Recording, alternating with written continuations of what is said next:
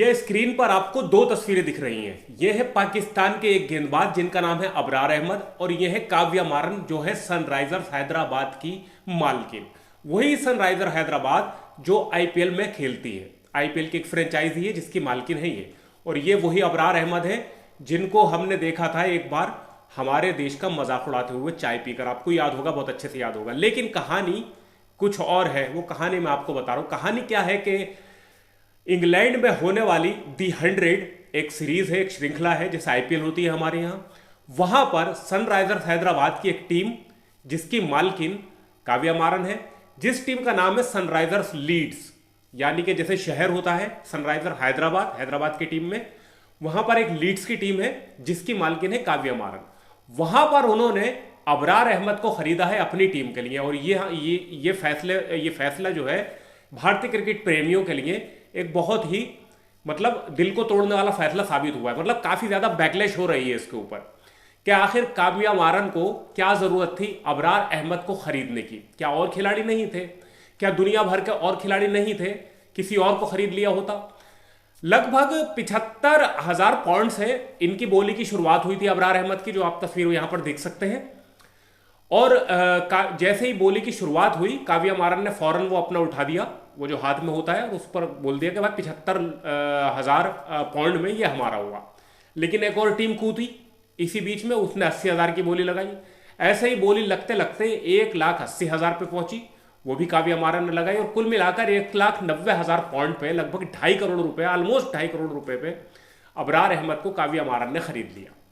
अब लोग सवाल पूछ रहे हैं कि जब आईपीएल में मुस्तफिजुर रहमान, ये खिलाड़ी देख रहे होंगे आप, यहां पर दिखा देता हूं मैं, इसको कोलकाता नाइट राइडर्स की टीम ने खरीदा था तो पूरे देश की भावनाएं आहत हो गई थी।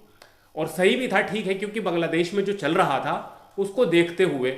लेकिन वहां पर डायरेक्ट सवाल बीसीसीआई से नहीं पूछा गया था, बीसीसीआई के चेयरमैन से, अध्यक्ष से, किसी से नहीं पूछा गया था, क्योंकि कोलकाता नाइट राइडर्स के मालिक शाहरुख खान थे, तो उनसे सवाल पूछा गया था। और बहुत ज्यादा बातें हुई थी, बहुत से लोग बीच में उतारे थे, और ये और वो बिला बिला बिला, जाने क्या क्या हो रहा था।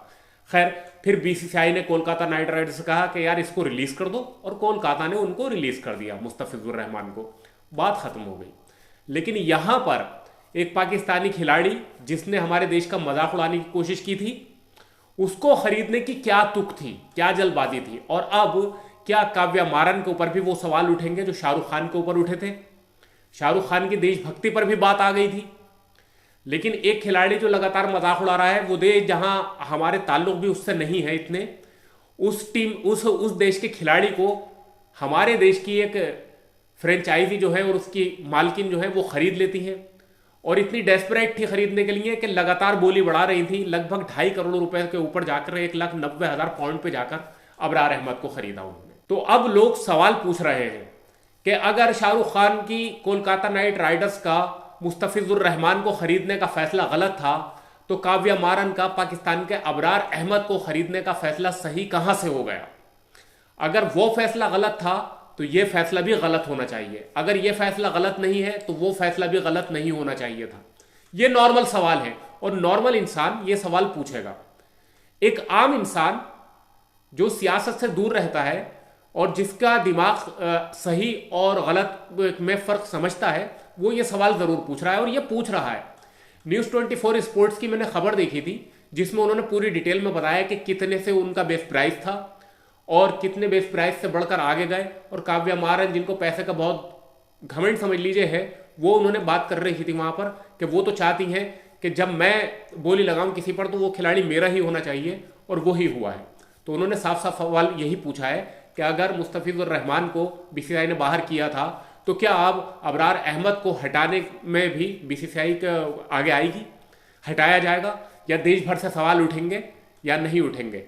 ये पूछा है। अब एक सवाल मेरा आप लोगों से, अगर कोलकाता नाइट राइडर्स की टीम ने मुस्तफिजुर रहमान को खरीदा था और वो गलत था, और बीसीसीआई ने बीच में इंटरफेयर करके मुस्तफिजुर रहमान को टीम से हटवा दिया था, तो क्या काव्या मारन का अबरार अहमद को खरीदने का फैसला सही है? और क्या बीसीसीआई अब अबरार अहमद को भी सनराइजर्स लीड्स की टीम से हटा पाएगी या नहीं हटवाएगी?